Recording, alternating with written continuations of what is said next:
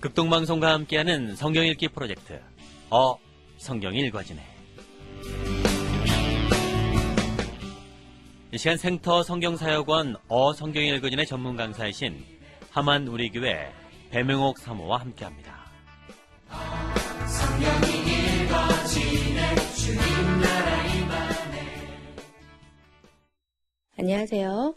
지난 시간까지 사도행전의 스토리와 여기에 연결되어 있는 바울의 13권의 서신서를 모두 정리했습니다. 바울은 결국 참수되어 돌아가셨다는 설이 있습니다. 하여튼 그도 죽었습니다. 사실상 바울 서신이 끝나면서 신약의 스토리는 마감된다고 봐야 한답니다. 예수 사건 이후 사복음서에 이어지는 사도행전 그리고 열방으로 이어지는 스토리가 결국은 신약의 줄거리이기 때문이에요. 특히 사도행전의 사건들 속에서 쓰인 바울 서신서들이 서로 얽혀 있어서 그것을 이해하는 일이 난제였는데 드디어 우리는 그것을 정복했습니다. 그러다 보니 신약 성경에서 흐름이 끊긴 것 같죠? 개미들이 길을 따라 긴 행렬을 지어 이동하고 있었는데 갑자기 그 길을 끊어놓으면 개미들이 당황하는 것처럼 우리가 지금 좀 그런 것 같아요. 뭘 해야 할지 모르겠죠? 예수 행적과 사도 행적이라는 긴 행렬을 따라왔는데 그게 끝났으니까요. 그런데 그게 끝이 아니고 아직 신약의 성경 목록들이 남아있으니 남은 성경 목록들을 어떻게 해야 하나 모르겠단 말입니다. 자, 그럼 남아있는 성경 목록 무엇이지요? 네, 야고보서, 유다서, 베드로 전후서, 히브리서, 요한 1, 2, 3서, 그리고 요한 계시록입니다.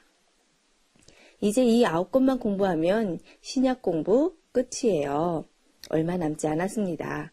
그러니 조금만 더 힘을 내주세요. 이 남은 책들은 크게 두 부류로 나눌 수 있는데요. 편지와 계시록입니다.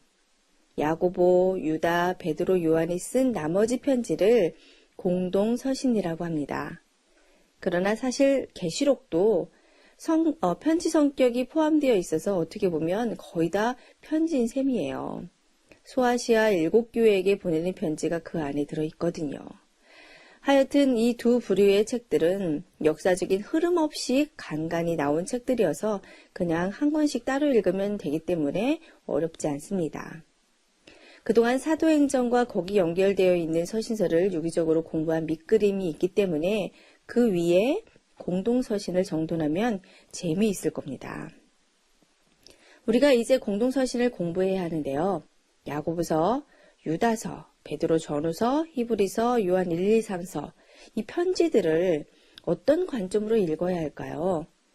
이 공동서신을 어떻게 보아야 할 것인가? 이것을 먼저 알아야 합니다.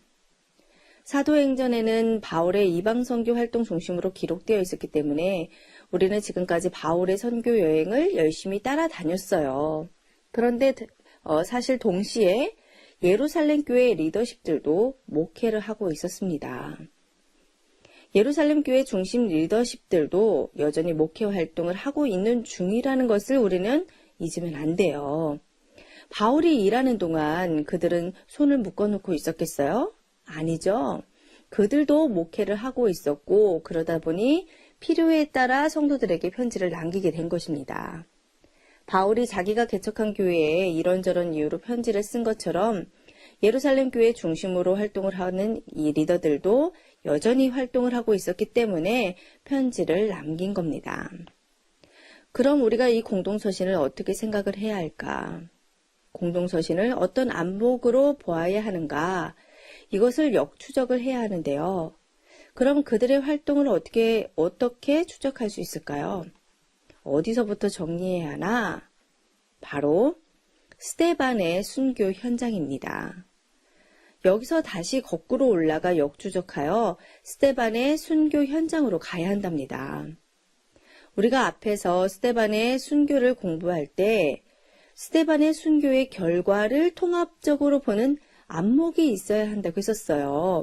기억나시나요? 스데반의 순교 이후 빌립은 사마리아 지역을 전도하다가 가이사라로 가고 베드로와 요한은 그 일로 사마리아에 파송되었고 그 이후 베드로의 활동은 룻다, 요빠, 가이사라의 주둔에 있던 고넬료 사건으로 이어졌어요. 모두 스데반의 순교 때문에 일어난 일이었습니다. 그리고 그러는 어간에 바울은 예수님의 제자들을 잡으러 다메섹으로 가다가 예수님을 만나는 체험을 하고 회심한 후에 아라비아 갔다가 다소에 가 있었습니다. 또 그러는 어간에 몇몇 사람들은 베니게와 구브로와 안디옥까지 올라가서 이방인에게까지 복음을 전해서 수리아 안디옥 교회가 생기고 있는 중이고요.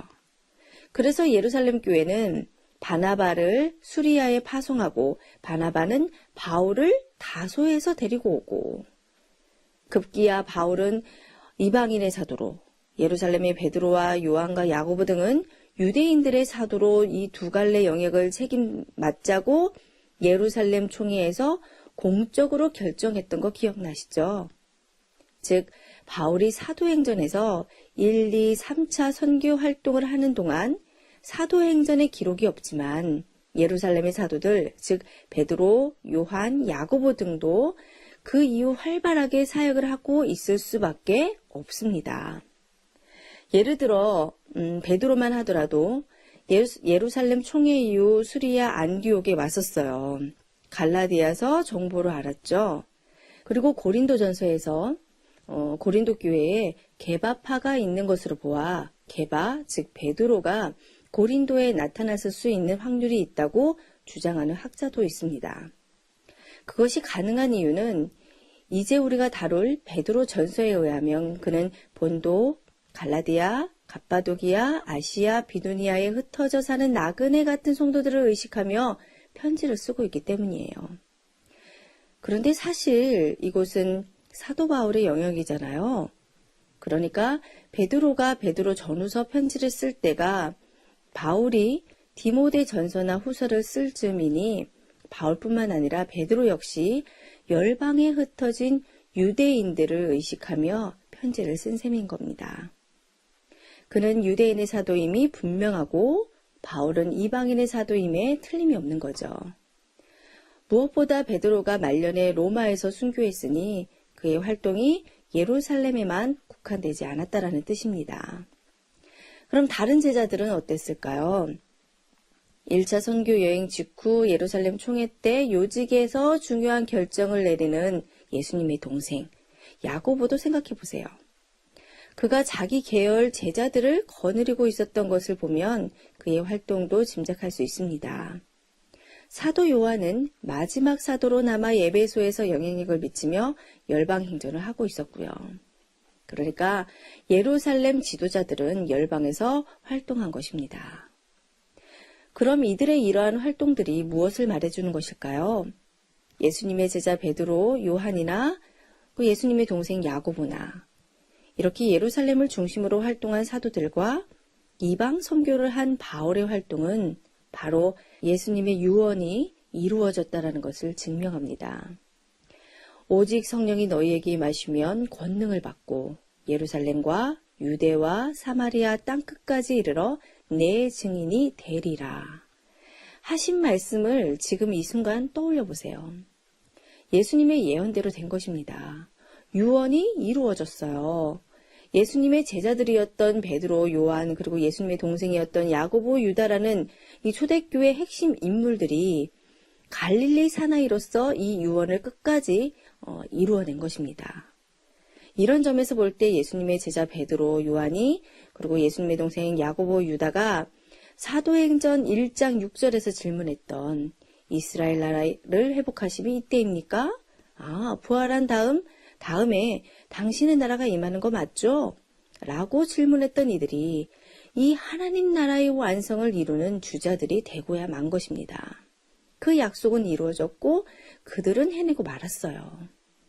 그러니까 그 일을 한쪽에서는 바울이 해냈고 그러는 동안에 또 한쪽에서는 베드로, 요한, 야고보, 유다 이 사람들이 하나님의 나라를 이뤄낸 것입니다.